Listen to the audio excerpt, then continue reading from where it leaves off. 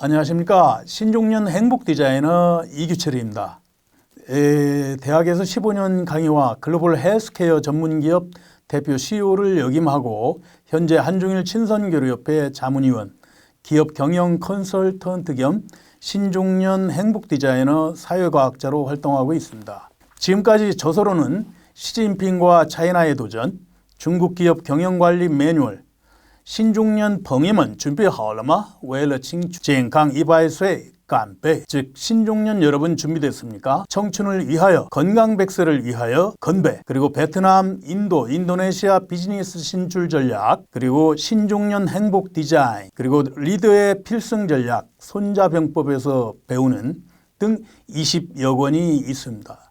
이번 강의 주제는 건강 100세 시대의 행복 디자인, 신중년 행복 리모델링 제1편입니다. 그래서 여기 큰 첫째, 액티브 시니어 신중년의 출현입니다. 두 번째, 신중년의 즐거워지는 삶의 방식. 세 번째, 삶이 풍요로운 취미생활 디자인. 네 번째, 즐겁고 행복한 인간관계 디자인입니다. 네, 100세 시대를 맞이해서 이것이 과연 재앙인가 축복인가 의문점을 갖고 보는 사람들이 많이 있습니다. 그래서 저는 먼저 축복의 방점을 찍고 우리 인생 멘토분들의 명언을 한번 들어보겠습니다. 먼저 지금 100세가 넘으신 김형석 교수님의 경우는 60대부터가 인생의 황금기다라고 했죠. 정신과 전문의 이시영 박사님은 신중년은 생산과 소비의 평생 현역이 돼야 된다. 그리고 김홍신 소설 작가님은 한 번밖에 없는 인생 잘 놀다 가지 않으면 불법이다. 그리고 증문즉답 법륜 스님은 직업에는 천직과 귀천이 없다고 그랬어요. 여러분들이 잘 아시는 내 나이가 어때서, 가수 오승근 님이 부르는 내 나이가 어때서 가사들이 생각이 나죠. 이 노래의 핵심은 과연 무엇일까요? 사랑에 나이가 있나요? 마음은 하나요? 느낌도 하나요? 세워라 비껴라 내 나이가 어때서 사랑하기 딱 좋은 나이인데, 어느 날 우연히 가슴속에 비춰진 내 모습을 바라보면서 세워라 비껴라 내 나이가 어때서 사랑하기 딱 좋은 나이인데, 네, 바로 제2의 인생 재도전에 가장 좋은 청춘 나이로 재해석을 합니다. 그러면 먼저 액티브 시니어 신중년의 출현입니다. 미국 시카고 대학 버니스 뉴카튼은 55세부터 75세를 YO 세대, 즉 영 올드 세대라고 했습니다. 그래서 신중년 액티브 시니어 신중년 출현, 이 부분에서는 세 가지를 살펴보는데요. 하나는 YO 세대는 원더풀 액티브 시니어, 둘, 뉴 세대는 신중년 신인류이다, 셋, 신중년은 인생 제2의 황금기다를 살펴봅니다. 먼저 YO 세대는 원더풀 액티브 시니어인데요. 이 얘기는 어떤 얘기냐면 신감각의 건강한 신중년을 뜻한다, 이렇게 얘기했어요. 즉 어제의 노인은 오늘의 노인이 아니다. 미국 시카고 대학 저명한 심리학자 버니스 뉴카튼 교수는 은퇴한 사람들을 연구해왔어요. 그는 연구 결과에 따라 당시 55세 정년을 기점으로 75세까지를 영 올드로 구분을 했죠. 영은 젊다는 뜻이고 올드는 노년을 뜻하죠. 그렇다면 YO는 젊은 노인, 젊은 고령자로 해석이 되죠. 세계적인 장수국가 일본에서는 YO 세대를 액티브 시니어라고 부릅니다. 즉 신중년, 액티브 시니어로서의 신감각의 고령자, 남의 돌봄이 필요 없는 건강한 연장자라는 의미입니다. 한국 사회는 경제성장과 국가 생존을 위협하는 고령화 쇼크가 다가오고 있죠. 고령화 쇼크를 이기는 방법은 에이징 파워를 살리는 것뿐이다라고 이시영 박사는 주장하고 있습니다. 에이징 파워란 말 그대로 나이가 들어갈수록 강해지는 힘을 의미하고 있죠. 그는 55세부터 75세까지 중년계 노인 사람들을 중심으로 YO 세대라고 지칭합니다. 이제 55세부터 75세까지는 노인이 아니다. 그들은 충분히 젊고 건강하며 젊은이에게 뒤지지 않는 능력과 의욕 그리고 경제력을 갖추고 있다라고 했습니다. 네, 두 번째로 현대인 건강 100세 나이 계산법은 옛날 우리 어른들이 수명은 60세, 환갑의 나이를 그 기준으로 삼았죠. 그래서 환갑잔치는 친인척과 이웃 동네까지 함께하는 큰 장치 행사였어요. 지금은 환갑을 맞이하면 가족끼리 식사 또는 해외여행을 다녀오는 정도로 마무리를 합니다. 최근 장수시대의 실상을 반영해서 건강 100세 나이 계산법으로 0.7 곱하기 인생이라는 나이 계산법이 유행하고 있어요. 즉 옛날 환갑의 수명 기준에서 100세의 수명을 살아가는 현대에 맞는 나이 계산법이죠. 이것은 현재 나이에 0.7을 곱하는 것인데 그러면 건강 100세 시대를 살아가는 현대인의 그 나이가 되죠. 예를 들어 현재 50세인 사람은 과거의 35세, 즉 50 곱하기 0.7은 35죠. 60세는 42세, 70세는 49세, 80세는 56세인 사람과 비슷하다는 것입니다. 그렇다면 현재 50세는 35세의 팔팔한 마음으로, 60세는 42세의 청춘으로, 70세는 49세로 20년 젊은 마음의 열정을 갖고 살아가는 젊다라는 생각의 전환이 필요한 우리의 자세라고 봅니다. 셋째, 장수국가 한국 사회의 주역이 된다. 즉 이제는 우리 한국도 장수국가가 되었죠.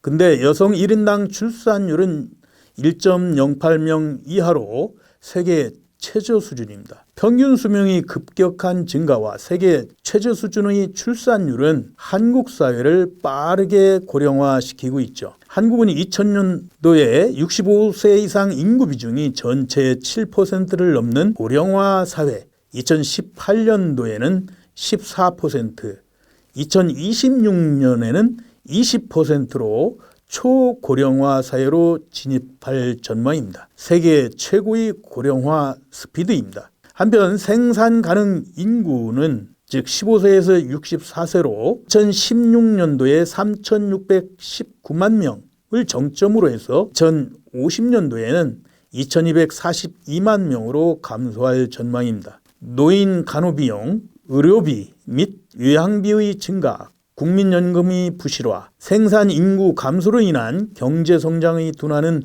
미래에 대한 전망을 암울하게 하죠. 우리나라에서 YO 세대에 해당하는 55세, 75세인 인구는 줄잡아 620만 명, 전체 인구의 14%나 됩니다. 베이비붐 세대가 YO 세대의 진입으로 사회적 영향력은 지금보다 훨씬 더 커질 것입니다. 따라서 YO 세대는 앞으로 우리나라의 미래를 책임지는 매우 중요한 인재들이죠. 왜냐하면 YO 세대가 다시 생산 현장에 복귀하거나 재직을 연장할 때 그리고 소비시장에 본격적으로 등장할 때 우리 사회는 엄청난 동력을 얻게 되기 때문입니다. 네 번째, 인생 이막. YO 세대들의 인생 전략은 첫째, 늦게 피는 꽃이 화려하다. 역전의 기회는 항상 있는 것이죠. 인생은 후반전에 이겨야 진짜 이기는 것입니다. 내 자신 스스로를 쓰다듬어주고 사랑하는 지혜가 필요하죠. 둘째, 인생 제1막의 현역에서 아름다운 퇴장을 준비하자. 자기 자신을 한번 냉철하게 판단해보자는 것입니다. 그리고 떳떳이 떠날 준비를 미리 하는 것이죠. 셋째, 옛날의 명함은 잊어버리는 것입니다. 과거 왕년의 꼰대 문화를 잊고 오늘만을 생각하자. 새로운 자기 실현을 추구하자. 기업만 고집하지 말라. 넷째, 나의 행복 추구권을 더 이상 미루지 말자는 것입니다. 정말 하고 싶은 일을 하자. 시작은 반이다. 일단 도전해보자. 행복하지 않으면 인생의 의미가 없다. 모든 삶의 기준은 바로 행복이다. 젊음도 건강도 행복하지 않으면 무슨 소용이 있겠는가. 다섯째, 지역사회의 새 이웃을 사귀자. 너무 자식에게만 기대지 말고 항상 이웃과 함께하는 자세가 필요하죠. 여섯째, 우리가 받은 만큼 사회에 돌려주자. 삶은 모두가 더불어 함께 살아왔죠. 진정한 베품의 기쁨을 누려가면서 살아가는 지혜가 필요하답니다. 7번째, 현장을 생생하게 느끼고 계속 움직여라. 매일같이 하는 운동은 심신의 퇴화를 막아주죠. 소소한 것에도 감동하는 마음의 자세로 노화를 방지해 갑니다. 큰 두 번째, 뉴 세대는 신중년 신인류다 그랬어요. 뉴 세대는 누구인가? 우리나라도 이제는 초고령화 사회로 진입하고 있어요. 정신과 전문의 이시영 박사는 그의 저서 에이징 파워에서 55세에서 75세의 신중년층을 YO 세대라고 명명했습니다. YO 세대, Young Old, 젊은 고령자라는 뜻으로 신중년이라고도 부릅니다. 저자는 저는 신중년을 뉴 시니어도 좋지만 활동적인 평생 현역을 고려한다면 액티브 시니어로 정의하고 싶습니다. 왜냐하면 이들은 젊은이 못지않게 새로운 일자리에 도전하거나 활발한 여가 생활을 즐기는 의욕을 갖추고 있다. 또 딸이 쓰는 젊은 제품을 엄마들이 사서 사용하며 유튜브 등 인터넷을 젊은이들만큼 자유롭게 사용하고 있죠. 중년 유튜버가 늘어난 것도 또 당구장, 탁구장이 다시 잘 되는 것도 신중년 세대의 덕이 아니겠는가? 이처럼 신중년들이 사회 주축으로 등장해 정체되는 시장에 활력을 불어넣어 줄 것으로 예측하기 때문입니다. 여기 신중년은 NEW, 즉 새롭다는 단어로 정리가 되죠. Noble, 이전 세대보다 더 많은 봉사활동을 통한 품위 추구이죠. Enjoying, 즐거움을 찾는다는 것입니다. Working, 더 일하고 싶은 세대죠. 신중년 이들은 충분한 잠재력을 지니는데도 한물간 세대로 취급받는 것은 나이 듦에 따른 편견 탓이죠. 이제 우리 사회는 더 적극적으로 신중년들의 능력을 최대한 활용할 시스템을 만들어야 합니다. 서구의 복지제도와 한국의 경로 효친 사상을 결합한 새로운 한국형 신중년 모델을 만들어가야 할 것입니다. 평생 현역의 액티브 시니어, 건강한 멋진 신중년 파이팅입니다. 두 번째, 40, 50대는 준비를 하는 예비 신중년, 즉 준신중년입니다. 40대가 되면 누구나 자신의 신중년을 그려봅니다. 바로 신중년을 준비하는 예비 신중년이죠. 즉 준신중년이라고 부릅니다. 60, 75세를 신중년이라고 부르는 이상 40에서 59세는 준신중년이죠. 준신중년층은 아직 자신이 일터에서 현역으로 근무하고 있지만 은퇴 후의 삶에 대해서 고민하고 계획을 세웁니다. 준신중년들이 신중년층의 한가롭고 행복한 생활을 하는 것을 보며 부러워하기도 하죠. 그래서 그들도 자유로운 인생의 새로운 황금기를 기대하기도 합니다. 큰 세 번째, 신중년은 인생 제의 황금기다. 먼저 호칭에도 민감한 신중년. 기존 세대의 노인들과 달리 신중년, 뉴 시니어, 액티브 시니어, 영 올드, 일반적으로 건강한 삶의 질이 높습니다. 또 고학력자이자 도시화, 국제화의 수혜자인 이들은 높은 품질의 삶에 관심이 많고 풍부한 경험과 삶에 대한 직감을 갖고 있죠. 60세인 A씨는 쌍둥이 손자를 봤어요. 며느리 출산 직후까지만 해도 이 말을 듣기 전까지는요. 이분이 바로 내 할아버지야. A씨는 며느리 말을 듣는 순간 정신이 반짝 들었어요. 내가 왜 할아버지지? 손주를 본 기쁨과 할아버지 그룹에 진입했다는 쓸쓸함이 찜찜하게 교차했어요. A씨는 내가 손주를 봤지만 세대 구분상 할아버지일 뿐이라며 난 아직도 쌩쌩한 청장년이라고 생각한다. 난 앞으로 계속 일할 사람이고 할 일이 많기 때문이라고 말했습니다. 할머니 할아버지 호칭이 부담스러운 것이 A씨만이 아니죠. 요즘 시니어, 실버, 노인 그리고 할머니, 할아버지라고 부르는 소리가 듣기 싫은 신중년은 인터넷상에도 쉽게 찾아볼 수 있어요. 호칭에 민감한 신중년들은 대부분 선생님 호칭을 좋아하죠.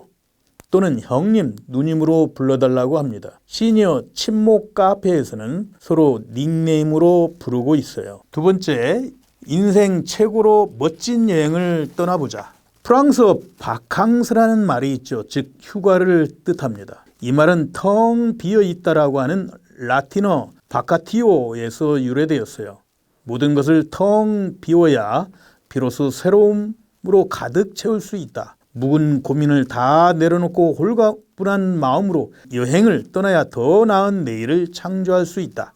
기존의 틀을 깨는 창의적 사고를 위해서라도 여행과 휴식은 절대 필요한 것입니다. 인생 2막을 위한 휴식과 치유 그리고 재발견이죠. 여행은 삶의 기쁨이자 활력소입니다. 여행은 진정한 휴식, 병든 심신의 치유와 새로운 영감, 미래를 찾아가는 과정입니다. 그렇기 때문에 그 뉴 세대인 신중년은 반드시 때가 되면 여행을 떠나야 합니다. 최소한 여행을 통해 인생 1막을 결산하고 그동안 열심히 살아온 자신에게 수고했다, 또 고맙다라고 위로하고 달래줘야 하죠. 그리고는 제2막 인생에 대한 방향과 삶의 의미, 가치를 재발견하는 것입니다. 여행이 없는 삶은 참된 행복이 없다. 즐거움이 없는 삶은 감옥 그 자체다. 휴가와 여행은 왜 필요할까? 시간을 내서 휴식을 취하거나 여행을 갔다 오면 사람의 몸과 기능이 재충전되죠. 사람은 충분히 재충전하게 되면 삶에 활력이 넘치고 일의 성과가 오르게 됩니다. 인간이 이루이를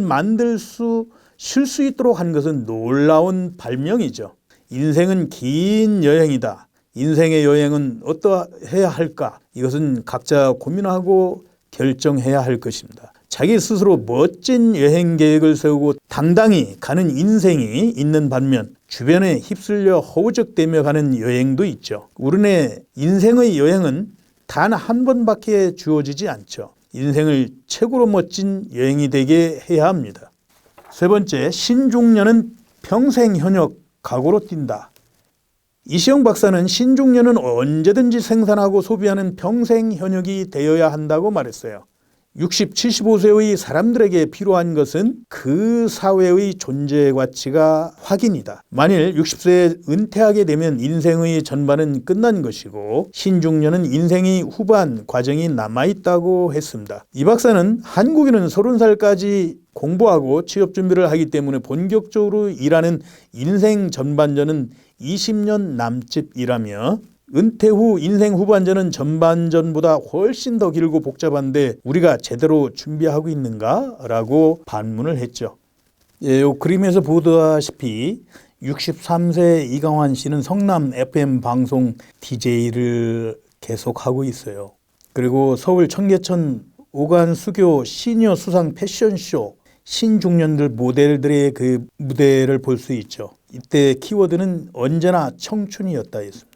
그리고 경험, 노하우를 전수를 하기 위해서 72세 화공학 전문가 변선호 씨는 중소기업 지원 프로젝트를 진행하고 있어요.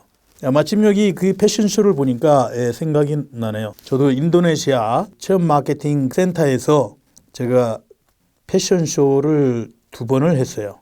그때 40대, 50대, 60대, 70대, 80대까지 20년 젊은 옷, 즉 어머니들은 딸의 옷을 그리고 아저씨들은 아들의 옷을 입고 출연을 했었죠. 그때 너무너무 좋아했어요. 역시 그때 키워드는 추억, 청춘 하면 된다라고 하는 3가지 키워드를 가지고 인도네시아 자카르타 센터에서 2번을 해본 경험이 있습니다. 그래서 우리 한국 정신과 전문의 이시영 박사는 신중년은 언제든지 생산하고 소비하는 평생 현역이 되어야 한다라고 말했죠. 근데 한국인의 병적인 낙천성이 문제라고 지적하기도 했습니다. 다들 50대를 넘기면 직장을 떠나야 한다는 위기감이 있으면서도 어떻게든 되겠지라는 무책임하고 위험한 생각을 갖고 있다는 것이죠. 그는 인생 전반을 30년 준비한 것처럼 인생 전반전 막바지 10년을 후반전을 준비하는 기간으로 써야 한다고 조언하고 있습니다. 그래서 지금 신중년들이 출연을 했는데 보면 아직도 젊다, 그리고 난 능력이 있어 라고 하는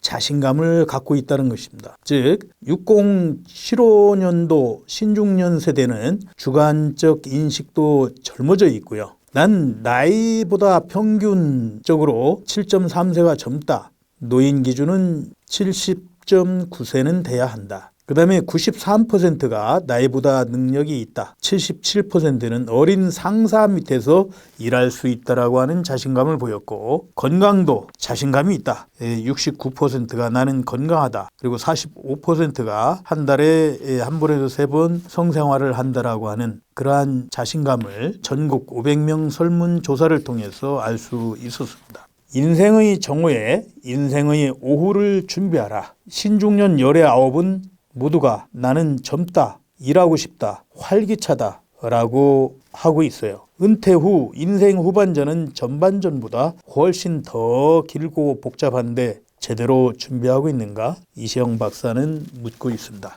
떠오르는 태양보다 노을이 아름다운 인생, 신중년 당신이 짱이랍니다. 신중년 행복 디자인 함께 화이팅 합시다. 큰 두 번째로 신중년에 즐거워지는 삶의 방식, 즉 50대부터 즐겁게 살아가는 5가지 비법을 알아봅니다. 그 첫째가 50대는 2회째 인생을 시작하는 시기, 둘째 50대부터 나답게 살아도 좋다, 셋째 50대가 되면 정년 후를 생각한다, 넷째 50대가 되면 버킷리스트를 작성한다, 다섯째 언젠가 조만간이라는 생각을 떨쳐버린다를 구체적으로 살펴보겠습니다. 50대는 2회째 인생을 시작하는 시기, 이때 가장 먼저 해야 될 것은 일찍부터 구체적인 이미지를 갖고 준비를 해야 되겠죠. 그리고 50세부터 인생은 사실 의외로 길죠. 또 이 50대는 새로운 인생을 시작하는 큰 기회입니다. 50대는 인생의 터닝 포인트, 반환점이죠. 그렇기 때문에 무엇을 시작해도 늦지 않습니다. 사실 50대가 되면 체력이 쇠약해지고 시력의 노안 등 무엇인가 늙음을 실감하는 기회가 점점 증가하죠. 또 자녀가 어느 정도 자립을 하는 등 인생의 국면이 바뀌어가는 것을 느끼게 됩니다. 결국 50대는 늙음을 자각하기 시작하는 시기라고 말할 수 있어요. 그런데 많은 사람들은 매일같이 일상생활에 쫓겨서 자신의 노후와 마주하지 않는 것이 현실이 아닐까요?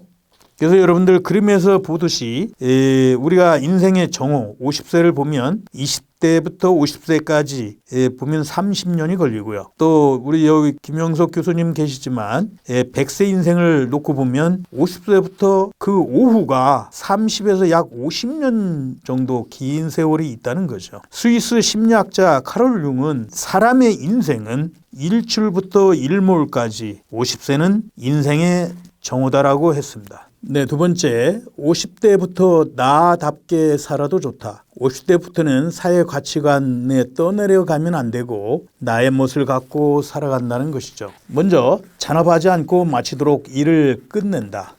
그러니까 평일, 주말 그 잔업은 좀 줄여가고 매일 밤 노동, 잔업을 빨리 끝내고 나서 저녁이 있는 그러한 삶을 살아야 된다는 얘기죠. 그러니까 현재 50대 이상의 대다수 사람들은 장기간 당연히 직장에서 매일 밤늦게까지 노동에 잔업을 해왔다고 생각을 합니다. 또는 기업 전사의 남편을 받들고 전업주부로서 가정을 지켜온 사람도 적지 않죠. 그렇다고 해도 시대가 변하면 가치관도 변화하죠. 지금은 노동시간의 상한선을 설정하는 법이 개정되어 있죠. 만들면 팔린다는 시대에는 장시간 노동에도 가치가 있었죠. 그러나 지금은 제품이 팔리지 않는 그러한 시대이기도 해요. 일찍이 잔업은 미덕이었지만 코스트, 원가 낭비라는 가치관이 정착되어 가고 있어요.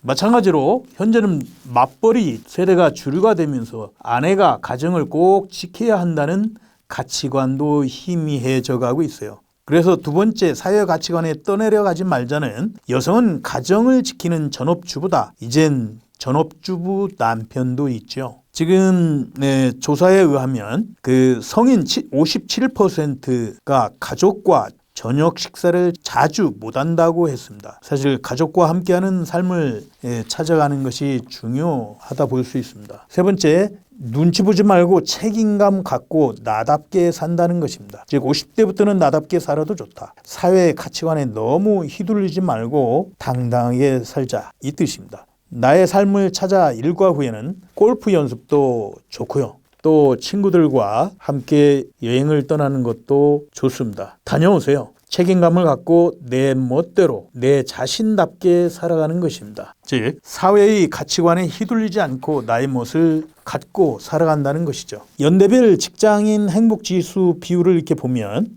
20대가 30.5%, 30대가 44.8%, 그런가 하면 50대는 30.5%네요. 신중년 행복지수는 어떨까요? 그래서 우리가 눈치 보지 말고 책임감 갖고 나답게 사는 법은 아직도 부족하다. 경험을 쌓자. 남과 비교하지 말고 자존감 높여라. 그리고 아저씨 될지언정 아재는 금물이다. 미래를 꿈꾸되 현재를 사랑하라. 몸만큼 마음의 건강도 중요하다는 것입니다. 프랑스 사상가 몽테뉴는 타인을 위해 사는 것이 아주 많다. 적어도 이 여생을 스스로를 위해 살지 않겠는가라는 명언을 남겼어요. 세 번째, 50대가 되면 정년후를 생각한다는 것이죠. 그 첫째, 정년 퇴직은 반드시 온다는 것을 생각하는 것입니다. 우리가 50대가 되면 그 움직임이 왕성하지요. 책임을 지는 일이 많은 만큼 부하의 육성에도 또 힘을 기울여야 하는 등 충실한 시간을 지내고 있는 사람들이 많습니다. 체력이 쇠약해져도 경험과 기술에서는 젊은이들에게 지지 않는다. 아직 제1선에 할 수 있다라고 하는 것이 본래 마음이라고 생각합니다. 그 때문에 정년이라고 하는 일의 구분은 외면하고 싶다. 아직 멀었다고 생각하고 싶어지는 것도 당연하다고 할 수 있죠. 그러나 셀러리맨, 즉 봉급자나 공무원인 이상 그 정년을 피할 수 있다는 것은 불가능한 것이죠. 최근에는 고용 연장 제도를 도입하는 기업도 증가하고 있어요. 그래도 일정한 나이가 되면 직장을 그만두는 날은 분명히 온다는 것입니다. 두 번째, 정년 퇴직까지 남은 시간을 계산해 봅니다. 정년까지 몇 년 남았죠? 3년? 5년? 아니, 10년? 네, 정년 퇴직까지는 남은 시간 얼마인가 확인이 꼭 필요합니다. 먼저 정년이라는 단락을 의식하고 정년까지 남은 시간을 꼭 확인해 보라. 동시에 정년 후 남은 인생을 어떻게 살아갈지에 대해 생각하는 시간을 갖는 것입니다. 세 번째, 정년 퇴직 후 무엇을 하며 살아갈 것인가? 조금 더 일하고 싶은데 해외여행을 갈까? 사진 찍기 등 취미를 배워볼까? 우리가 정년 퇴직 후 남은 긴 시간 무언가를 해야 합니다. 지금까지 일만 하면서 살아온 50대 사람들에게 노후의 온화하고 자유로운 삶의 기대를 갖고 있을지도 모르죠. 살을 깎는 듯한 심정으로 실컷 일해왔기 때문에 적어도 정년 후에는 여유롭게 놀며 살고 싶겠죠. 그 기분은 잘 압니다. 그렇지만 그렇게 생각을 한다 해도 지금 당신에게 일과 가사 등 해야 할 것들이 아주 많다는 것이죠. 실제로 아무것도 예정이 없는 일상이 시작되면 그냥 한가로이 사는 것은 의외로 즐겁지 않다는 사실을 깨닫게 됩니다. 정년 후 아무것도 하지 않고 매일을 보내는 동안에 기력이 없어지고 기운에 빠져서 있는 사람들이 적지 않죠. 아무것도 하지 않는 나날은 충실한 노후가 아닙니다. 정년 후의 인생의 남은 시간은 상상하고 있는 것보다 길다는 것을 잊지 않도록 합시다. 토마스 플러는 일은 인생의 맛을 내는 소금이다라고 했습니다. 넷째, 50대가 되면 버킷리스트를 작성하는 거죠. 즉 지금부터 꼭 하고 싶은 것을 노트에 적어보는 것입니다. 여기서 버킷리스트라고 하면 죽기 전에 꼭 하고 싶은 것을 정리한 목록을 얘기하죠. 그래서 50대에 꼭 하고 싶은 100가지를 한번 적어보는 것을 추천드리고 싶어요. 사실 50대부터 인생의 즐거운 첫걸음은 하고 싶은 것을 리스트화하는 것입니다. 이것저것 생각하지 말고 먼저 생각이 떠오르는 내용을 노트에 써 내려가 보는 것이죠. 상상하고 있는 것을 시각화하는 것에 의미가 있습니다. 하고 싶은 것에 레벨감은 묻지 않죠. 매일 10km 달리기를 한다. 정원 가꾸기에 몰두한다. 하는 일상을 지내는 것을 적어도 괜찮죠. 세계 유적지의 100곳을 순회하고 싶다. 소설가로 데뷔하고 싶다고 하는 큰 꿈도 좋습니다. 실현 가능할까? 어떨까를 신경 쓰지 말고 적어보는 것이 아주 좋죠. 노트에 적어보는 것으로 보다 구체적인 이미지를 찾아가는 것입니다. 근데 버킷리스트를 작성하다 보면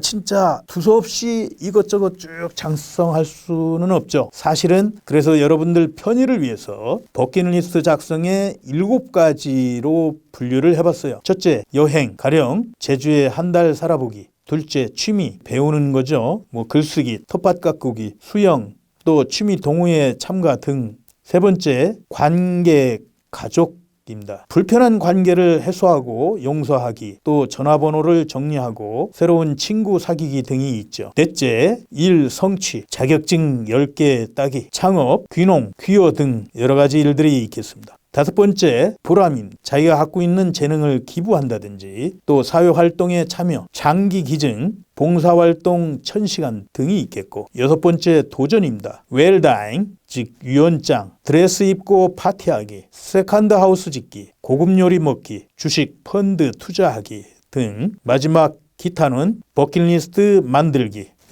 무인도 살아보기 등 이렇게 7가지 분야로 나누어서 정리를 해보면 아주 체계적으로 잘 정리가 될 거예요. 또 두 번째, 버킷리스트는 정기적으로 수정하고 갱신 실천한다는 것입니다. 자신이 하고 싶은 범위를 그다지 좁힐 필요는 없어요. 하고 싶은 것이 많으면 많을수록 노후의 즐거움도 크게 된다는 것입니다. 그 리스트는 정기적으로 갱신해 가는 것을 추천을 합니다. 갱신할 때마다 관심의 변화를 알게 되고 실현을 통한 기분을 새롭게 하는 효과도 있죠. 다시 말씀을 드리면 버킷리스트의 그 갱신은 관심의 변화이고 또 기분을 새롭게 한다는 그러한 큰 장점을 갖고 있어요. 세 번째, 주제, 테마에 관한 정보를 수집합니다. 즉 노트에 적어놓은 것을 조금씩 준비를 진행해 보는 거죠. 준비라고 하지만 어렵게 생각하지 않아도 좋아요. 먼저 하고 싶은 것에 관한 정보를 수집하는 것입니다. 가령 세계 유적 여행에 관한 관심을 갖는다면 세계 유적에 관한 정보에 자연스럽게 눈이 향하게 되죠. 신문과 잡지 등에서 세계 유적에 관한 기사를 스크랩하고 TV 정보는 메모한다고 하는 간단한 것으로 충분합니다. 여유가 있다면 도서관과 서점에서 관련 서적을 구입해서 검토해 보는 것도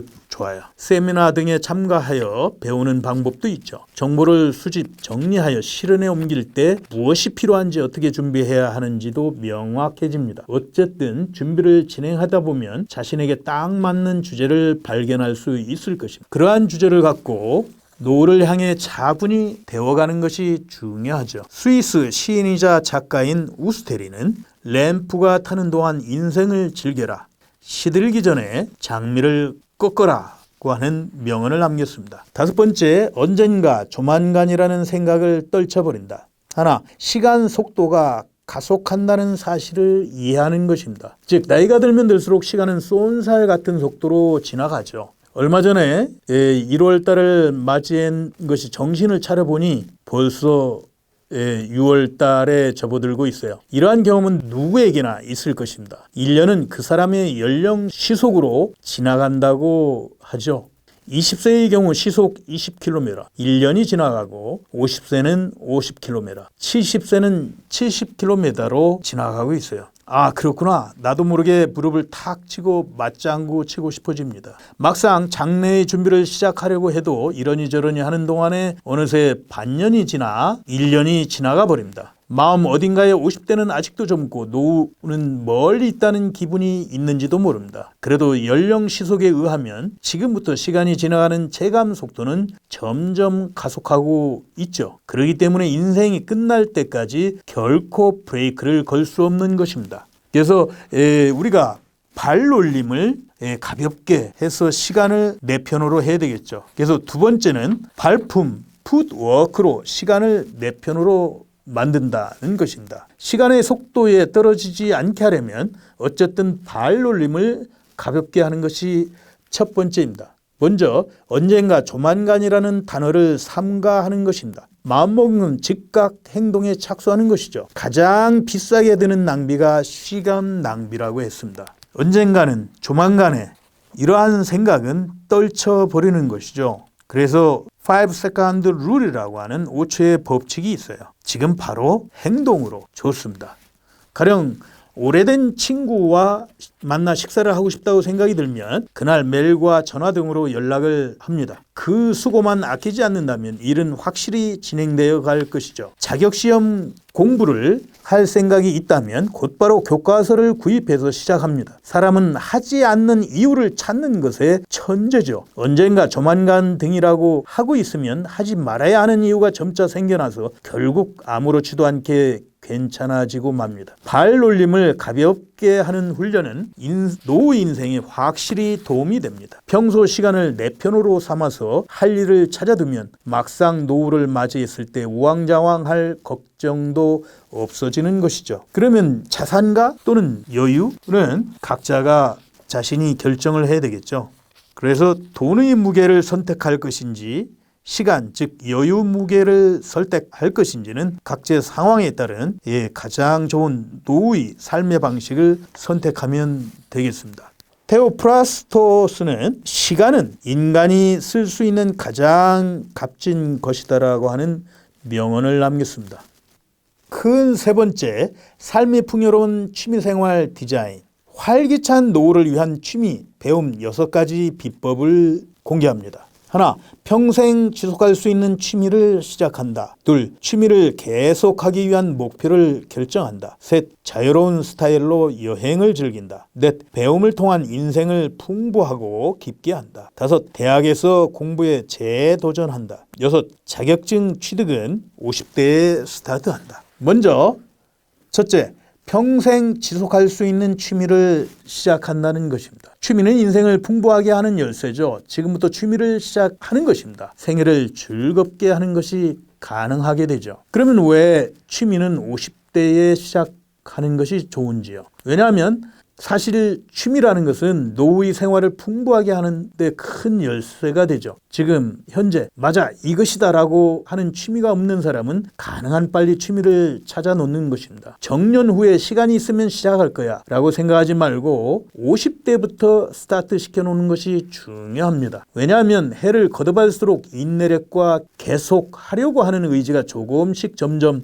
쇠퇴하기 때문이죠. 어떤 취미도 최초는 기초를 배우기 때문에 비교적 단조로운 기간이 계속됩니다. 이 관문을 통과하지 못하고 좌절하는 사람도 적지 않죠. 50대에 기초적인 실력을 쌓아놓으면 60대 이후에도 취미를 계속할 수 있는 확률이 높아집니다. 그리고 취미는 복수를 갖고 있는 것도 중요하죠. 이것은 리스크 회피의 지혜입니다. 그래서 취미를 갖는다면 역시 인도어 취미와 아웃도어 취미인데요. 인도어라고 하면 방 안에서 할 수 있는 취미, 혼자서 할 수 있는 취미, 가령 그림 그리기나 또 시를 쓴다든지 또 경우에 따라서는 혼자서 할 수 있는 부분이 낚시를 한다든지. 아웃도어라 하면 여럿이 같이 함께 하는 거죠. 그러니까 복수로 할 수 있는 것들이 어떤 것이 있을까요?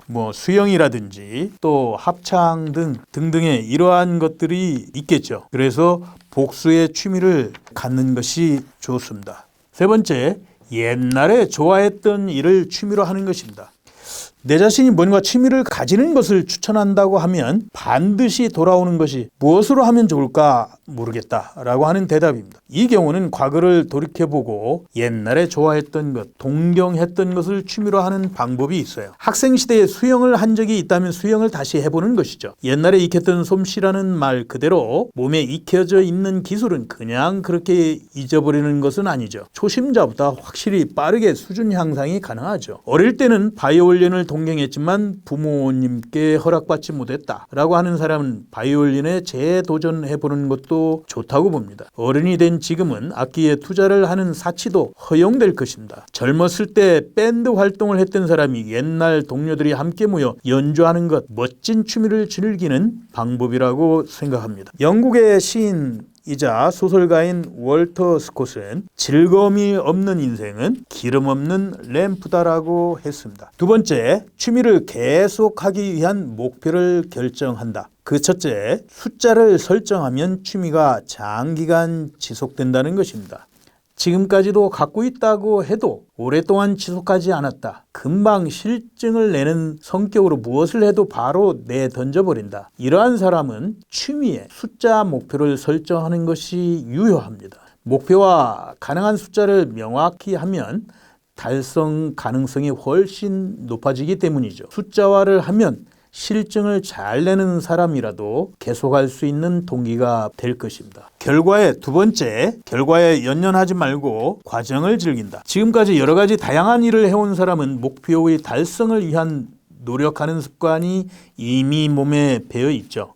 이것을 취미로 응용하면 좋을 것입니다. 단지 주의할 것은 결과를 내는 것에 너무 무관심하지 않을까 하는 것이죠. 셋째, 목표 숫자는 느슨하게 무리할 필요는 없다. 사람은 고된 일의 목표를 달성하는 것에서 큰 성장을 할 수 있어요. 그렇지만 목표를 달성할 때까지는 큰 스트레스를 극복하지 않으면 안 되죠. 절대로 완성하지 않으면 안 된다고 하는 강박관념을 갖고 하다 보면 그만 무리를 거듭하게 되죠. 너무 열심히 공부를 한 끝에 몸 상태가 더욱 나빠질 수도 있어요. 취미는 일과 다르죠. 취미는 결과보다 과정을 즐기는 것을 중요시합니다. 달성하면 좋겠다는 정도의 목표를 설정해 나간다면 즐거운 기분으로 해나갈 수 있어요. 인생이란 결국 허들의 연속이다. 한번 뛰어넘으면 생각했던 것보다 훨씬 쉽다는 것입니다. 셋째, 자유로운 스타일로 여행을 즐긴다는 것입니다. 그 하나가 50대부터는 자유로운 여행을 즐긴다. 현역 세대의 50대는 여가에 쏟는 시간도 한정되어 있죠. 그렇기 때문에 여행도 몇 군데 명소 고적을 돌아보는 정도의 스케줄로 움직이기 십상입니다. 인생 경험이 적지 않은 젊은이라면 보는 것 모두가 새롭기 때문에 단체 여행도 즐길 수 있을지 모릅니다. 그러나 50대가 되면 이미 나름대로 견문이 쌓여 있을 것이고 잇따라 관광 명소 고적을 보고 나서도 감동도 한정적인 것만 남을 뿐입니다. 결과적으로 저걸 봤다, 이걸 먹었다고 하는 단편적인 기억만 남고 뭔가 소화불량 느낌을 증가시키게 됩니다. 어른에게 있어서 정말로 사치스러운 여행이란 시간에 속박받지 않고 자유로운 여행을 해보는 것이죠. 50대는 그러한 자유로운 여행을 설계하는 시간도 있죠. 지금 곧바로 여행을 떠날 수 없다고 하는 사람은 여행 정보를 모아보는 것만으로도 즐겁습니다. 그리고 시간표와 가이드북, 인터넷 등을 살펴서 관광지역, 이동 방법, 식사 예정 등 이러한 것들을 정리해 봅니다. 그렇게 계획을 준비하고 정리할 때가 가장 즐거운 것이죠. 둘째, 마음 내키는 대로 즐기는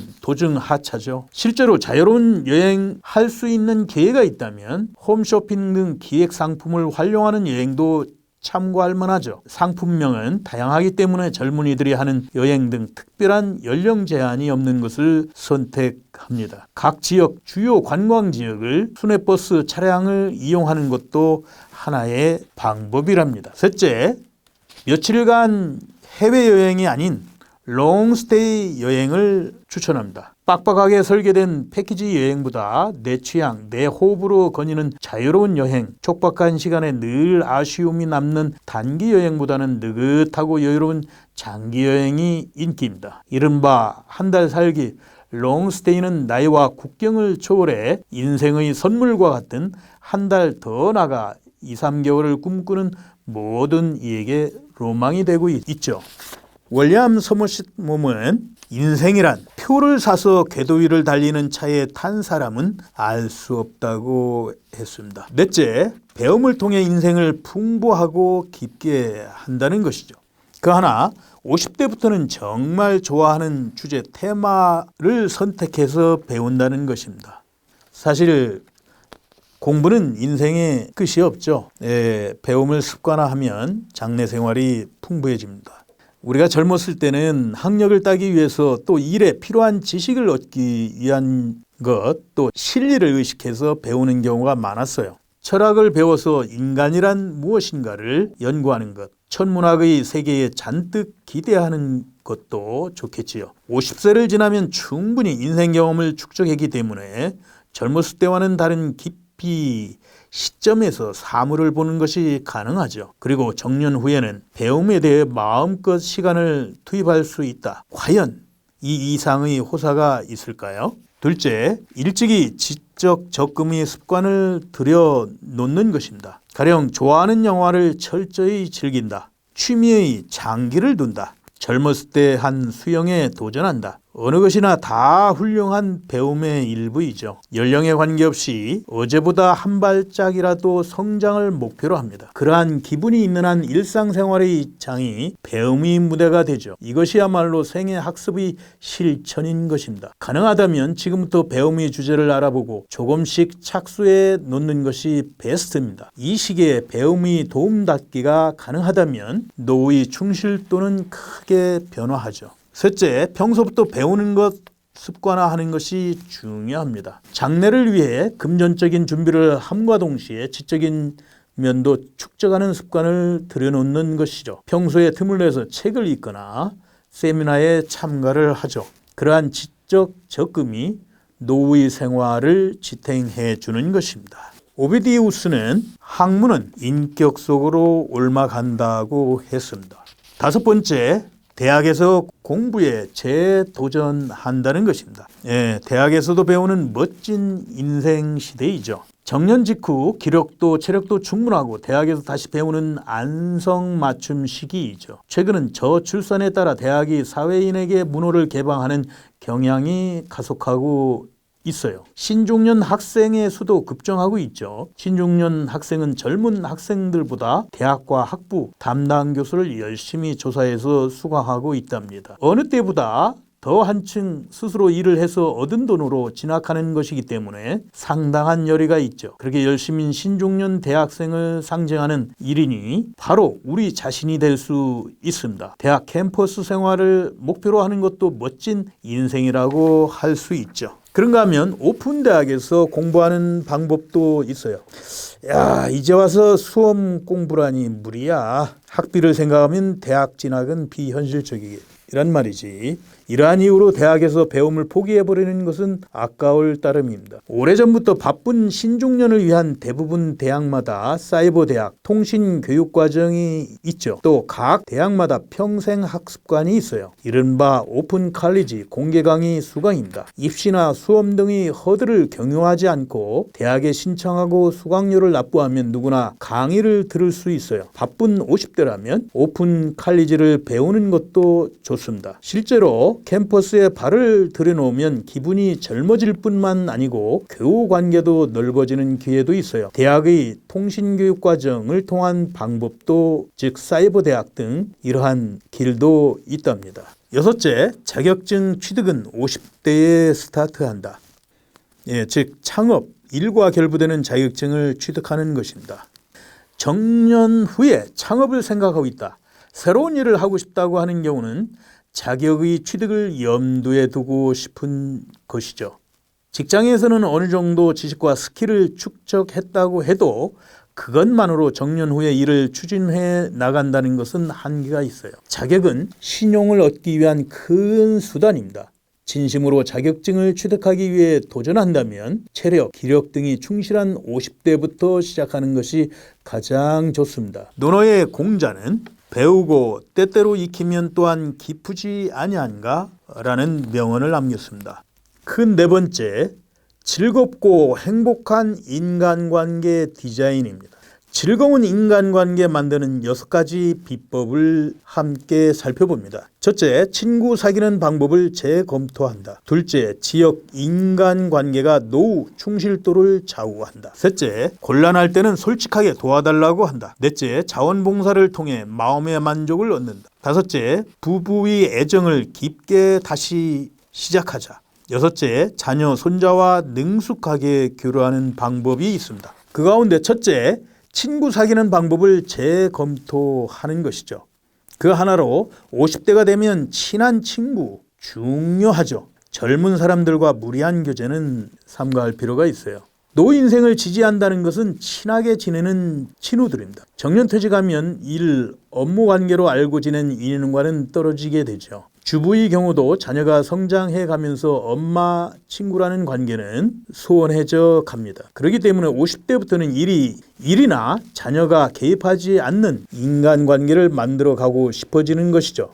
평생 사귀는 친구의 필두는 학생시대의 동아리이죠. 30년 가까이 연하장을 교환하고 있는 정도의 친구들은 없는가? 오랜만에 큰맘 먹고 그런 친구와 연락을 취하고 예정을 새롭게 해보자. 갑자기 전화 또는 메일로 접촉을 취하는 것에 저항이 있으면 페이스북을 통하여 소통하는 방법도 있어요. 50대부터 새로운 친구들을 만나는 것도 대찬성입니다. 친구들을 만드는 포인트는 캐리어, 직함, 연령 등을 도외시하고 평범한 관계를 만드는 것이죠. 또 갑자기 상대방에게 가까이 가지 않는 것도 중요합니다. 특히 사생활을 꼬치꼬치 캐묻는 것은 불법입니다. 시간을 갖고 여유 있게 거리감을 좁혀가는 것이 좋을 것입니다. 둘째, 고독력. 혼자만의 시간을 즐길 수 있는 자신 만들기입니다.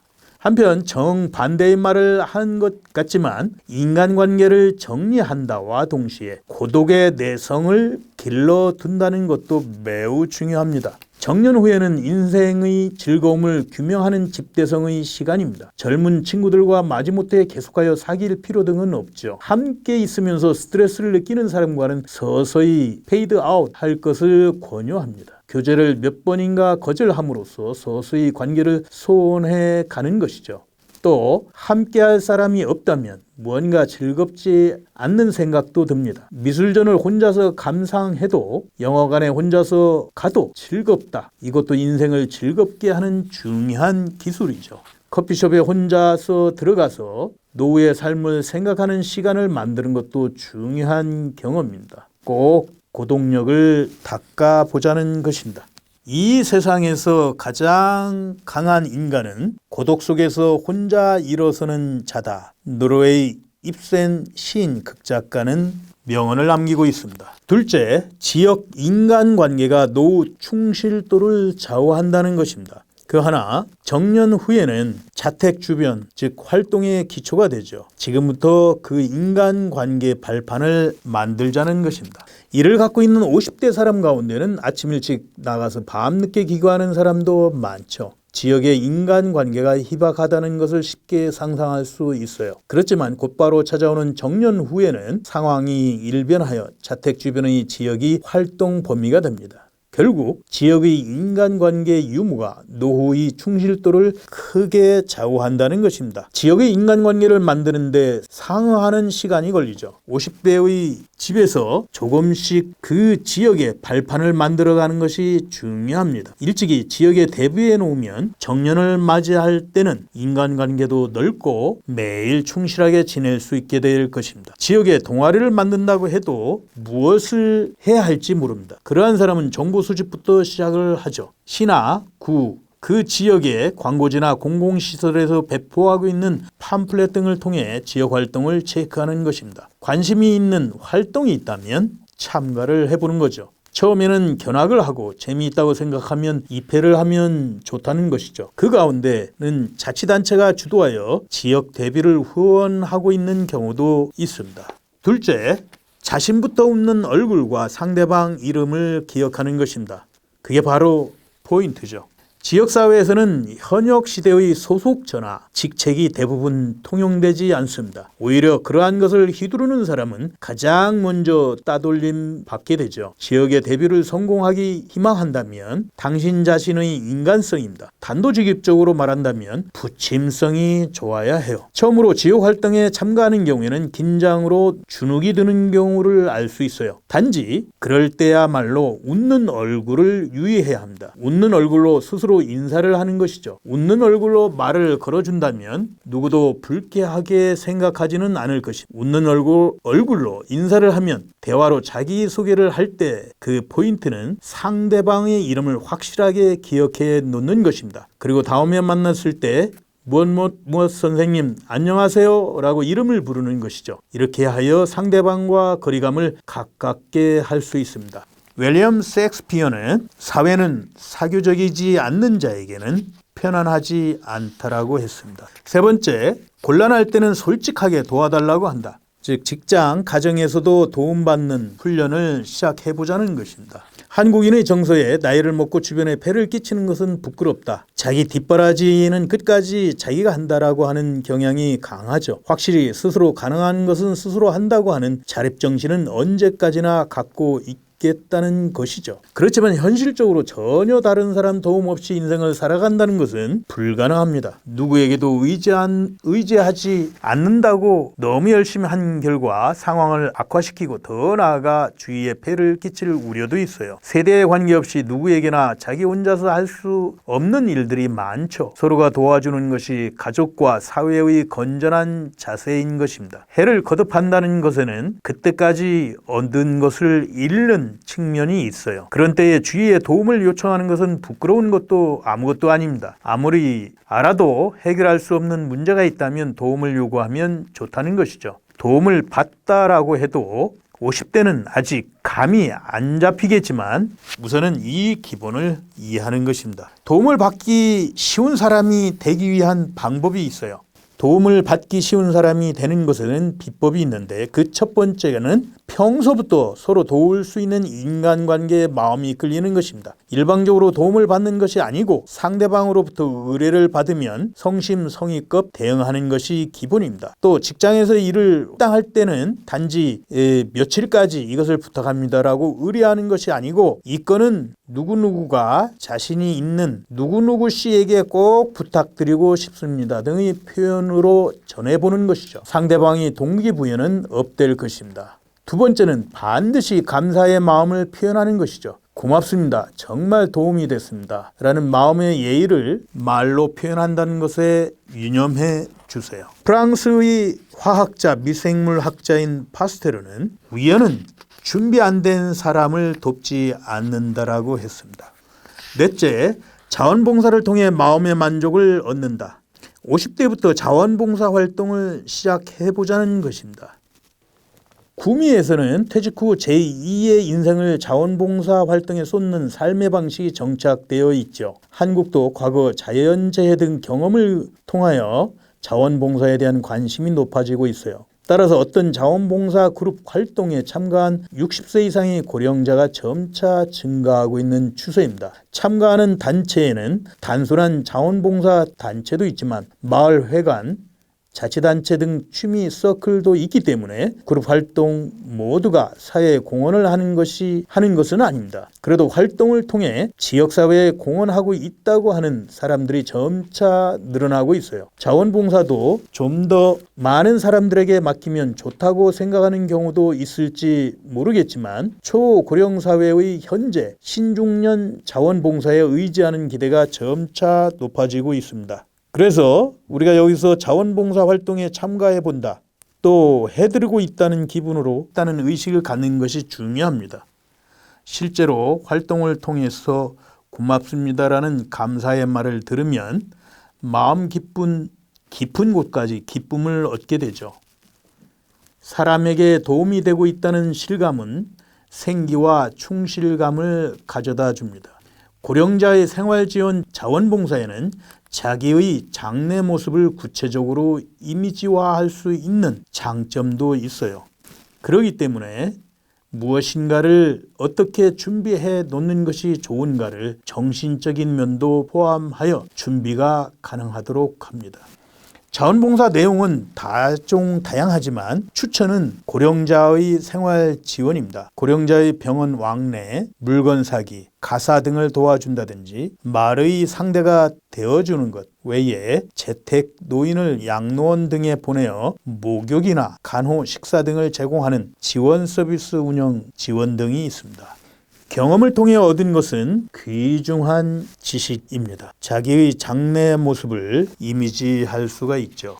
다섯 번째, 부부 애정을 깊게 다시 하자는 것입니다. 연령과 함께 부부관계는 변해가죠. 다시 서로의 관계를 재확인해 두자는 것입니다. 열렬한 연애 끝에 결혼한 커플도 시간과 함께 그 열정이 식어가고 자녀가 생기면 완전히 엄마 아빠의 관계가 되어버립니다. 이것은 종종 있는 패턴이죠. 이러한 부부는 자녀가 자립을 한 순간 서로를 맺고 있는 것을 잊어버리고 어색할 때가 있어요. 특히 자녀 교육을 최우선시해온 40, 50대의 여성은 자녀가 떨어져 나가는데 그에 따른 우울 증상이 일어나는 경우도 종종 볼 수 있습니다. 자녀가 태어나면서 계속 아이에게 온 힘을 기울여 왔기 때문에 마음의 양식을 잃고 자신의 존재 가치가 인정되지 않게 되어버린 것이죠. 우울 증상이 심한 경우는 건강 상태가 좋지 못함에도 불구하고 자율신경 실조증이나 우울증 원인이 될 수도 있어요. 자녀는 분명히 부모 슬하를 떠나가는 법입니다. 50대가 되면 부부 두 사람이 생활에 대비하고 재차 서로의 관계를 재확인해 두는 것이죠. 먼저 부부의 시간을 만드는 것부터 시작해 보자는 것입니다. 둘이서 함께 영화 관람을 하고 식사를 하러 가고 여행을 떠나는 등 한 번 더 두 사람만의 시간을 즐겁게 가져보는 것입니다. 둘째, 서로의 마음을 전달하는 것입니다. 즉 서로를 존중하고 그 마음을 전하는 것이 매우 중요하죠. 가령 컵을 갖다 주었을 때 일상 사사로운 순간에 고맙습니다라고 감사의 말을 해보자는 것입니다. 또 남편이나 아내가 머리를 자른 날에는 꽤 괜찮네 등 칭찬하는 것도 좋습니다. 감사의 말과 칭찬으로 부부관계를 확실하게 개선하는 효과가 있어요. 또 서로를 존중한다고 하는 의미에서는 부부의 분담 역할을 재검토하는 것도 추천합니다. 남편은 정년 후에 집에서 빈둥거리고 있으니 아내는 지금까지처럼 가사를 도맡고 있어요. 이것은 아내의 스트레스가 쌓이는 것도 당연하죠. 정년 후를 대비하여 남성도 기본적인 가사 능력을 몸에 익히도록 합니다. 아무쪼록 서로의 장점을 살려서 새로운 삶의 규칙을 만들어가는 것입니다. 알렉세이 아르부조프는 행복이라는 것은 혼자서는 결코 맛볼 수 없는 것이다 라는 명언을 남겼습니다. 여섯째, 자녀, 손자와 능숙하게 교류하는 방법입니다. 1인 인격제로 존중은 그것이 바로 진짜 애정입니다. 사춘기를 지나면 자녀의 자주성에 맡기세요. 첫째, 자녀가 사춘기 지나면 본인 자주성에 맡겨야 되겠죠. 회사를 입사할 때 부모나 보호자를 초대하는 기업이 증가하고 있다고 듣고 있어요. 부모에게 지금까지 감사의 마음을 전한다, 회사 제품에 애착심을 갖게 한다 등 여러 가지 이유가 있겠지만 지나치게 간섭하는 최근의 부모 모습을 상징하는 이벤트로 생각되어져서는 안 됩니다. 물론 부모로서 자녀의 진로에 관심을 갖고 성장해가는 모습의 기쁨은 당연하죠. 그러나 사춘기를 지나면서 서서히 자녀의 자주성에 맡기고 본인의 선택을 조용히 존중하는 것이 부모로서의 애정은 아닐까요? 자녀가 선택한 진로를 무조건 부정하거나 스스로의 희망과 가치관을 강요하거나 하는 것은 바람직하지 않습니다. 물어보면 최소한의 조언을 하여 기본적으로 자녀에게는 자녀의 인생이 있다고 생각하는 것이죠. 이것은 장래에 대하여